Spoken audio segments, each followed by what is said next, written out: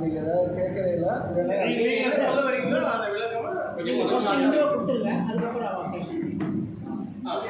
Sivan sir அப்படிங்கிறது இப்போ சமீப காலத்தில் உலகம் ஃபுல்லாக பரவின்னு இருக்கிற ஒரு பெயர்.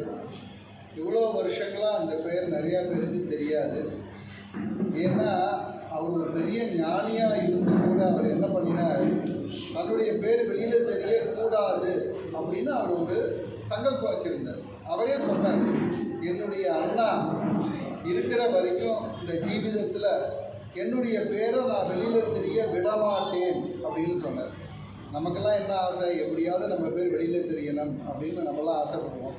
அவர் ஞானி தான் பேர் வெளியில் தெரியக்கூடாது அப்படின்னு அவர் ஆசைப்பட்டார்.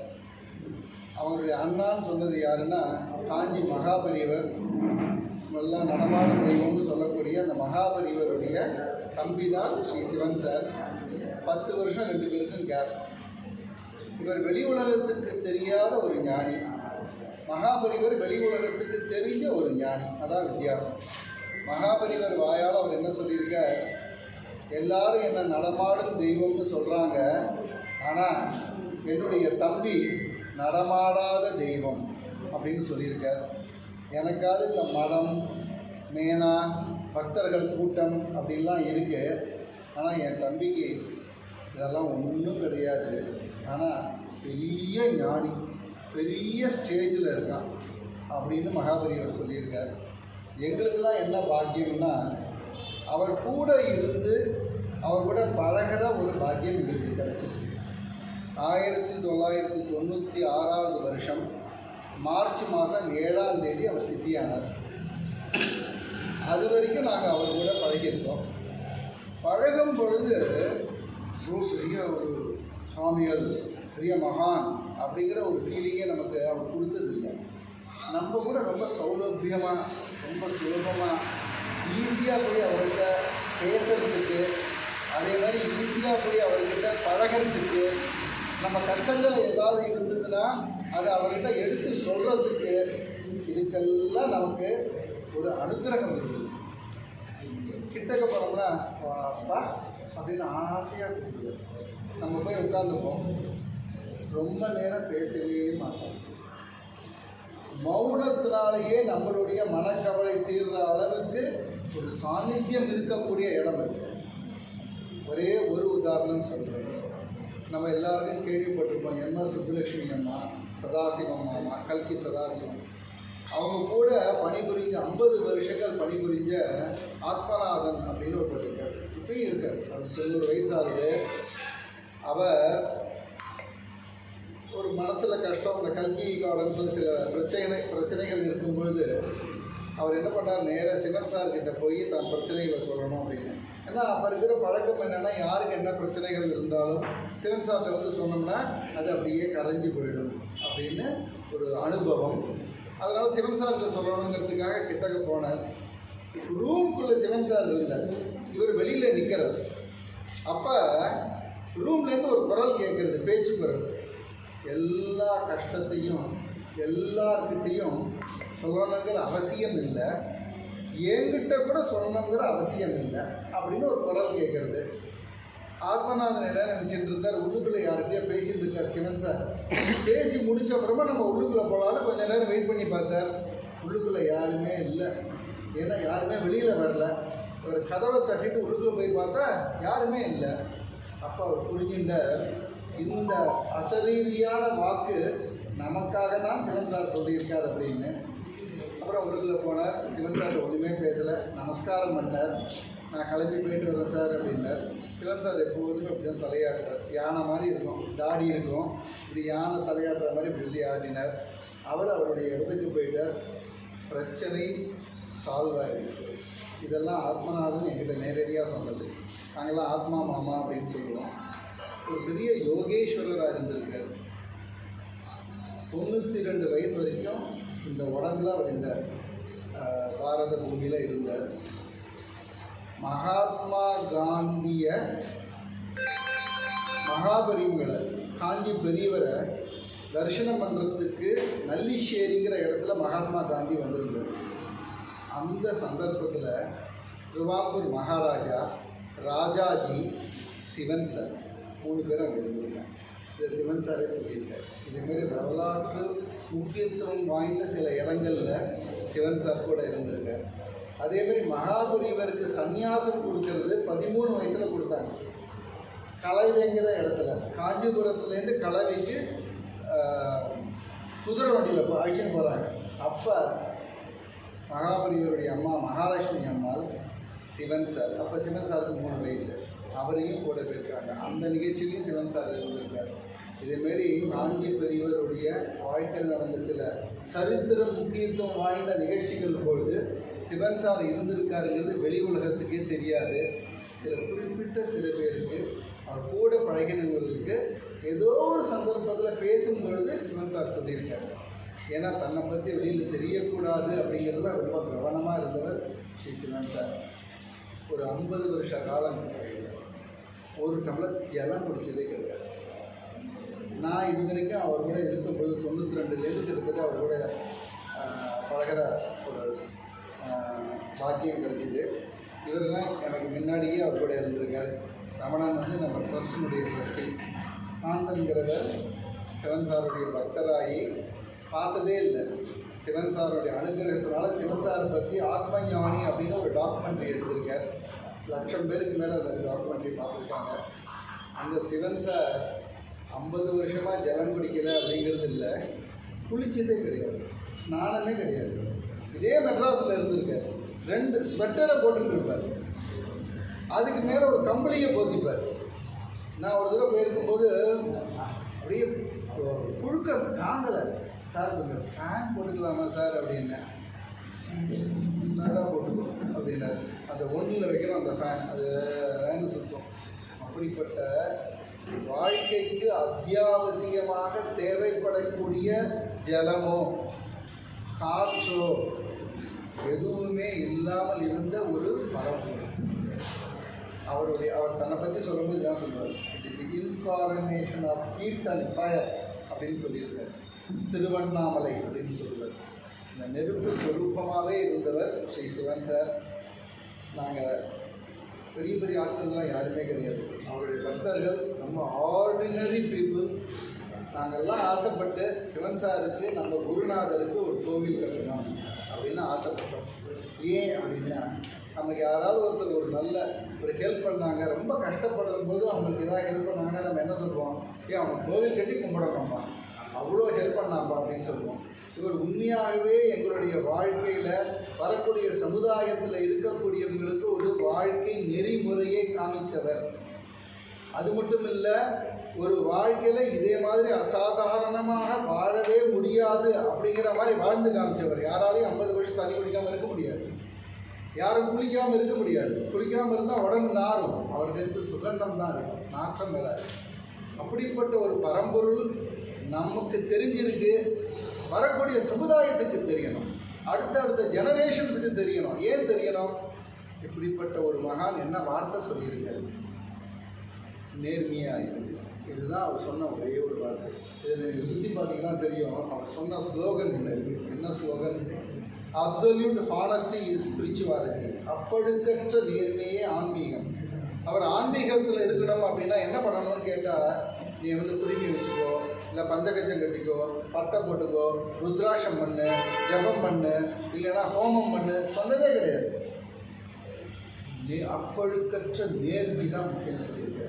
நீ பக்தி பண்ணு, நேர்மையோட கூடிய பக்தி தான் பலன் இருக்கும் அப்படின்னு சொல்லியிருக்காரு. நேர்மையை ஒதுக்கி தெய்வ பக்தியில் மூழ்குபவன் பாவின்னு எழுதியிருக்காரு. அவர் எழுதியிருக்காரு அப்படியே ஏணிப்படிகள் மாந்தர்கள புத்தகத்தில். இவருடைய எம்பசைஸ் ஒரு குருஜிக்கும் ஒரு விஷயத்தில் எம்பசைஸ் இருக்கும். சில பேர் சர்வீஸ் அப்படிம்பாங்க, சில பேர் தியானம்பாங்க, சில பேர் யோகம்பாங்க. ஒருத்தர் ஒரு விஷயத்த சொல்லுவாங்க. சிவன் சார் சொன்ன விஷயம் ஆனஸ்டி. ஸோ அப்படிப்பட்டவர் வரக்கூடிய சமுதாயத்தில் இருக்கிறவங்களுக்கு தெரியணும், ஜெனரேஷன்ஸுக்கு தெரியணும்.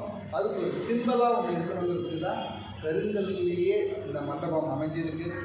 சிவன் சாருடைய வாழ்க்கை நெறிகள் அவருடைய புஸ்தகங்கள் மூலியமாகவும், அவரை வழிபடக்கூடிய சிஷ்யர்களுடைய நடவடிக்கை மூலியமாகவும் சமுதாயத்துக்கு போகணும். அப்படின்னு ஆசைப்படுறோம். அதுக்கான முயற்சிகள் நாங்கள் பண்ணிகிட்டு இருக்கோம். அதனால் எதெல்லாம் பெஸ்ட்டுன்னு இருக்கோ அதெல்லாம் நம்மளுடைய குருநாதருக்கு செய்யணும் அப்படின்னு ஆசைப்பட்டு இதே மாதிரியான ஒரு யோக சபை அப்படிங்கிற பேரில் இங்கே நிர்மாணம் பண்ணியிருக்கோம். இதில் விசேஷம் என்னென்னா, இந்த இடத்த கொடுத்தவர் 3.5 கோடி ரூபாய் சொத்து இருக்கக்கூடிய இந்த இடத்த ஃப்ரீயாக கொடுத்தாங்க. இதை கட்டி கொடுக்குறவர் அந்த பில்டர் எனக்கு 1 பைசா லாபம் வேண்டாம், நோ ப்ராஃபிட் நோ லாஸ், நான் அதில் கட்டி கொடுக்குறேன்னு சொன்னார். அதே மாதிரி இதில் இருக்கிற ஆர்கிடெக்ட் நான் பைசா வாங்க மாட்டேன் அப்படின்னு சொல்லி அந்த ஆர்கிடெக்ட் 1 ரூபா கூட வாங்காமல் அவர் தன் கை காசில் செலவழித்து இதில் இருக்கிற சில விஷயங்கள்லாம் பண்ணி கொடுத்தார். அதே மாதிரி இங்கே எலக்ட்ரிக்கல் ஒர்க்கு நீங்கள் பார்க்கலாம். நைட்டு வந்து பார்த்தீங்கன்னா உங்களுக்கு தெரியும், அப்படியே ஜெகஜோதியாக ஜொலிக்கும், அப்படியே அரண்மனை மாதிரி. அந்த எலக்ட்ரிக்கல் பண்ணிங்கன்னா 1 ரூபா கூட வாங்க மாட்டோம், இது ஒரு சர்வீஸாக பண்ணுறோம் அப்படின்னு சொல்லி அவங்க சர்வீஸாக பண்ணி கொடுத்தாங்க. இதுமாரி எல்லோரும் இன்வால்வ் ஆகிட்டே இருக்காங்க. ஒரு பெரிய ஞானிக்கு நாங்கள் செய்யக்கூடிய ஒரு சிறிய சேவை அப்படின்னு நாங்கள் நினச்சி சிவசாகரம் ட்ரஸ்ட் மூலிமா நாங்கள் பண்ணியிருக்கோம். சரி, நீங்கள் வந்து நிறைய ஞானிகள் அந்த காலத்தில் வெளியே வரக்கூடாதுன்றாரு, நீங்கள் வந்து இப்போ கொண்டு வந்துருக்கீங்க. ஆனால் இன்றைக்கி நிறைய 2ஆம் தேதி காலையில் 9 மணிலேருந்து 10 மணி வரைக்கும் இந்த கும்பாபிஷேகம் நடக்கும். இந்த கும்பாபிஷேகத்துக்காக நம்ம நாட்டில் இருக்கக்கூடிய எல்லா நதிகள்லேருந்தும் நம்ம ஜலம் சேகரித்து வந்திருக்கோம். அதேமாதிரி அந்த கும்பாபிஷேகம் 20 வருஷமாக இங்கே கூட பயணமாகி வந்துட்டுருக்காரு.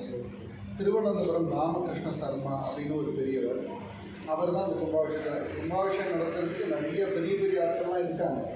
அது கும்பாபிஷேகத்துக்கு ஸ்பெஷலிஸ்ட் அப்படின்னு சொல்லுவாங்க. பட் நம்ம அப்படி பண்ணுறது இல்லை. நம்ம என்ன பண்ணுறோம், ஏன்னா சிவன் சார் எங்களுக்கு சொன்னது என்னென்னா, 1 டம்ளர் ஜலம் யாராவது கொடுத்தாங்கன்னா அவங்கள்ட்ட நன்றியோடு இருப்பாங்க அப்படின்னு சொன்னாங்க. நன்றியாக இருக்கணுங்கிறது ஒரு பெரிய குவாலிட்டி. அப்படி இருக்கணும். 1 டம்ளர் ஜலம் குடிச்சேன்னா ஒருத்தர் ஒரு வீட்டில் அவங்க கூட நன்றியாக இரு அப்படின்னு சொன்னாங்க. அதனால் 20 வருஷமாக எங்கள் கூட பயணமாக இருந்திருக்கார். அதனால் அவர் வந்து இந்த கும்பாபிஷேகத்தை பண்ணணும் அப்படின்னு நம்ம ஆசைப்பட்டு அவர்கிட்டையும் கேட்டோம். அவரும் சொன்னார், எனக்கு பழக்கம் இருக்குது கும்பாபிஷேகம் பண்ணி, தெரியலன்னா கூட நான் புஸ்தகங்களை பார்த்து, நிறைய ஆகம புஸ்தகங்கள்லாம் இருக்குது, அதெல்லாம் பார்த்து நான் தெரிஞ்சுட்டு என்ன முறையாக செய்யணுமோ நான் செஞ்சு கொடுக்குறேன்னு சொன்னார். அதனால் 30ஆம் தேதியிலேருந்து இதை ஆரம்பிக்கிறோம். 30, 31, 1, 2, 2ஆம் தேதி கும்பாபிஷேகம் இருக்கணும். இதுக்காக இந்த இடத்துல யாகசாலை போடணும் அப்படிங்கிறதுக்காக இங்கே இருக்கக்கூடிய சேர்மன் அவர்கிட்ட போய் கேட்டோம். பிடபிள்யூடி, அதே மாதிரி ஃபயர் இன்ஜின், அந்த போலீஸ், எல்லா டிபார்ட்மெண்ட்லையும் தான் அதெல்லாம் கோஆர்டினேட் பண்ணிட்டுருக்கார். எல்லா டிபார்ட்மெண்ட்ஸ்லையும் முறையாக நம்ம அப்ளிகேஷன் கொடுத்தோம். எல்லோரும் ரொம்ப கோஆப்ரேட்டிவாக இருந்தாங்க. எல்லோரும் ரொம்ப நல்ல காரியம் நடக்கிறதுங்க. அது மட்டும் இல்லை, ஒரு கன்ஸ்ட்ரக்ஷன் இப்படி நடக்கிறதுனா பக்கத்தில் இருக்கிறவங்க எவ்வளோ கஷ்டங்கள் இருக்குங்கிறது நம்ம எல்லாம் தெரியும். இப்போயே பாருங்கள், டங்கு டங்கு சத்தம் கேட்டுது. உடனே இதுமாரி ஒரு கஷ்டங்கள் இல்லாமல் எல்லாருக்கிட்டையும் போய் இதுமாரி வருது, கொஞ்சம் நீங்கள் பொறுத்துக்கோங்க, 1 வருஷத்துக்குள்ளே கட்டி பிடிச்சிடுவோம் அப்படின்னு சொல்லியிருந்தோங்க. கடவுளுடைய அனுகிரகத்தினால ஒரே வருஷத்தில் இந்த கட்டடம் ஃபுல்லாக கட்டி முடித்து 2ஆம் தேதி அன்றைக்கி கும்பாபிஷேகம் இருக்குது. நம்ம இல்லை, எல்லோரும் கோஆப்ரேட் பண்ணுறாங்க. போலீஸ் டிபார்ட்மெண்ட்டு, பிடபிள்யூடியாக இருக்கட்டும், அதே மாதிரி கார்பரேஷன் எல்லாருமே.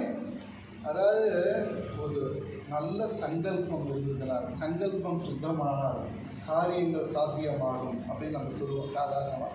நல்ல எண்ணத்தோட, நல்ல மனசோட, சுயநலம் இல்லாமல் மக்களுக்கும் வரக்கூடிய சமுதாயத்துக்கும் நல்லது நடக்கணும் அப்படிங்கிற எண்ணத்தில் ஒரு காரியத்தை ஆரம்பித்தோம்னா சம்மந்தம் இல்லாதவங்க கூட வந்து நமக்கு சம்மந்தப்படுத்திட்டு ஹெல்ப் பண்ணுறாங்க. இங்கே டெய்லி அன்னதானம் பண்ணணும் அப்படின்னு ஒரு ஆசை வச்சுருக்கோம். அதுக்காக ஒரு ஃப்ளோர் ஃபுல்லாக அன்னதானத்துக்காக வச்சுருக்கோம். அதே மாதிரி இங்கேருந்து நம்ம இப்போ ஆல்ரெடி அதேமாதிரி இங்கே நிறையா விஷயங்கள் மக்களுக்கு போய் சேரணும். ஏன்னா இங்கே ஜாதி மத அந்த வேறுபாடு நம்ம வச்சுக்கிறது இல்லை. அதுக்கு ஒரு உதாரணம் சொல்கிறேன். சிவன் சார்கிட்ட போய் ஒருத்தர் கேட்டார், சார் நான் அடுத்த ஜென்மாவில் பிராமணனாக பிறக்கணும்னு எனக்கு ஆசீர்வாதம் பண்ணுங்க சார் அப்படின்னு கேட்டார். சார் என்ன தெரியுமா சொன்னார், நல்லவனாக பிறக்கணும்னு கேட்பார். இதுதான் சிவன் சார், ஹானஸ்டி. அதுக்காக தான் அவர் வாழ்க்கையில் வாழ்ந்தார். அதை தான் எங்களுக்குலாம் சொல்லிட்டு இருந்தார். அதே மாதிரி இங்கே இருக்கக்கூடிய நிறைய ஏழைகளுக்கு நாங்கள் வந்து எங்கள் ட்ரஸ்ட்டு மூலியமாக படிப்புக்கு ஹெல்ப் பண்ணுறோம், மெடிக்கல் ஹெல்ப் பண்ணுறோம், அதே மாதிரி கோஷாலைக்கு ஹெல்ப் பண்ணுறோம். வி பிலீவ் பசுமாடு இருந்தால் நல்லது, பசு அதை நாட்டு பசுவினுடைய பால் நல்லது, A2 மில்க்குன்னு. நான் அமெரிக்காவில் இருக்கும்போது ஒரு ஷெல்ஃப் ஃபுல்லாக A2 மில்க்குன்னு போட்டு அடுக்கி வச்சுருக்காங்க. காஸ்ட்லியாக இருக்குது. ஏன்னு கேட்டோம்னா இதுதான் தேசி கவுனுடைய மில்க் அப்படிங்கிறாங்க. அதே மாதிரி ஒரு பெரிய அதிசயம் நடந்தது என்னென்னா, நம்மளுடைய செய்கிற காரியத்துக்கு ஈஸ்வரன் எப்படி நமக்கு அனுகிரகம் பண்ணுறாருங்கிறது ஏதாவது ஒரு விஷயம் நடந்தால் தான் நம்ம அதை நம்புவோம். இப்போ சமீபத்தில் மகா பெரியவர் சன்னியாசம் கொடுத்த ஒரு சன்னியாசி இருக்கார். ரொம்ப பெரியவர். ரொம்ப பெரியவர்னால் அவருக்கு வந்து நம்ம கிரேடேஷன் கொடுக்க முடியாது. ரொம்ப பெரியவர். அவர்கிட்ட போயிருக்கும்போது அவர் சொன்ன வானக்கல்லில் சிவன் சாரை பண்ணி வைப்பான் மூலவரா அப்படின்னு சொன்னார். வானக்கல்னா என்னன்னு நம்ம புரிஞ்சுக்கணும்.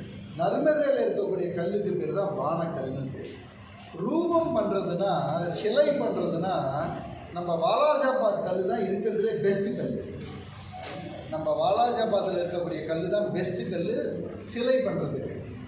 ரூபம் பண்ண, அதாவது சிலை பண்ணணும்னா நர்மதையில் இருக்கிற கல்லில் பண்ணவே முடியாது. It is not difficult, it is impossible. Because அந்த கல்லுடைய அமைப்பு என்னென்னா கிரைண்ட் பண்ணி அப்படி லிங்கம் மாதிரி ஷேப்பில் கொண்டு வர முடியும்.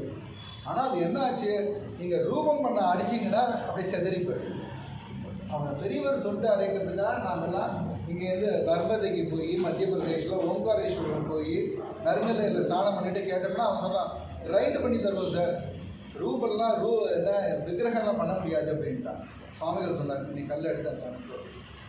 அங்கே இருக்கிறவங்கள்ட்ட சொல்லி அவங்க வச்சுருந்தாங்க. ஒரு 830 கிலோ கல் இங்கேருந்து டிரான்ஸ்போர்ட் பண்ணி காஞ்சிபுரத்தில் அனுப்பிச்சோம். நீங்கள்லாம் அவசியமாக உங்களுக்கு வந்து ஷேர் பண்ணிக்கோங்க. நீங்கள் இந்த உங்களுக்கு கொடுத்துருக்கேன். அதில் சிவன் சார் அப்படியே தத்ரூபமாக வந்து உட்காந்து, it is impossible, it is not possible at all, impossible made possible. Narmada கல்லில் ரூபத்தில் பானத்தில், அது பேர் பானம்னு பேர், பானத்தில் ரூபத்தில் மூலவராக வரக்கூடியது உலகத்திலேயே இந்த ஒரே ஒரு சன்னதி தான், சிவன் சார் மட்டும்தான். இதுலேருந்தே இந்த ப்ராஜெக்டில் ஒரு நேர்மை இருக்குது. அதனால தான் ஈஸ்வரன் இப்படிப்பட்ட ஒரு அனுகிரகத்தை நமக்கு பண்ணியிருக்கார் அப்படின்னு நாங்கள் பரிபூர்ணமாக நம்புறோம். சார் வர 2ஆம் தேதி கும்பாபிஷேகத்துக்கு இன்றைக்கி வந்தது மாதிரி அன்றைக்கி எல்லாத்தையும் இன்வைட் பண்ணி பிரார்த்தனை பண்ணிக்கிறேன். எல்லாரும் அந்த கும்பாபிஷேகத்தை பார்ட்டிசிபேட் பண்ணுறக்கூடிய பாக்கியத்தை உங்களுக்கு பகவான் தரணும் அப்படின்னு நான் பிரார்த்தனை பண்ணிக்கிறேன். எல்லா